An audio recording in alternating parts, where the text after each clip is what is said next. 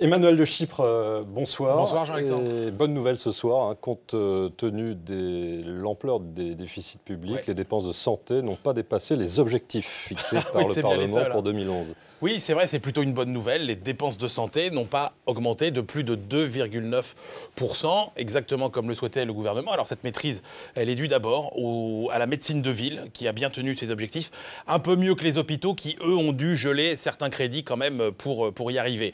Le problème, c'est que, ça c'est la dépense publique, l'ensemble des dépenses de santé augmente d'un peu plus de 3% par an. Ça représente quand même plus de 230 milliards d'euros. C'est plus de 12% de la richesse créée actuellement dans le pays. La France est le troisième grand pays du monde en termes de dépenses de santé, derrière les États-Unis et les Pays-Bas. Ça fait quand même 3 000 euros par Français et par an. Alors si les dépenses sociales progressent plus vite que celles de la sécurité sociale, ça veut donc dire que les Français payent de plus en plus de leur poche leurs dépenses de santé. Absolument. C'est vrai que alors la France est un pays encore qui rembourse bien. 77% des dépenses de santé sont encore prises en charge par l'État.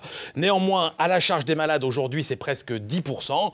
C'est quand même 3 milliards de plus qu'en 2005. Alors, il y a 3 raisons à ce dérapage. La première, c'est qu'il y a eu la franchise médicaments et le déremboursement d'un nombre important de médicaments, la progression des soins ambulatoires avec le parcours de soins, et puis le fait qu'il est de plus en plus difficile dans beaucoup de villes de se faire soigner tout simplement au tarif de la Sécu. Alors, pour contrer cette tendance, chez les ophtalmos, chez les dermatos, par exemple, il y a plus d'une centaine de villes en France où les 3/4 des médecins de la ville dépassent les honoraires. C'est impossible de se faire soigner au tarif de la Sécu. Alors, le gouvernement a pris hier un décret pour lutter contre ça, obligeant les mutuelles à rembourser une partie des dépassements d'honoraires. Le problème, c'est que ça va avoir des effets contre-productifs, puisque d'abord, ça va inciter des médecins qui pratiquent le tarif de la Sécu à se dire « Oh bah finalement, on dépasse, c'est pas très grave ».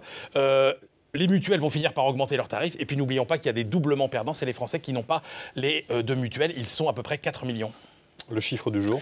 Alors le chiffre du jour, c'est le chiffre publié par une étude meilleuragent.com et le courtier Empruntis sur le pouvoir d'achat immobilier. On peut acheter aujourd'hui 20 mètres carrés de moins qu'il y a 11 ans. En gros, pour le même prix, on a un 50 mètres carrés aujourd'hui. On avait un 70 mètres carrés en 2000.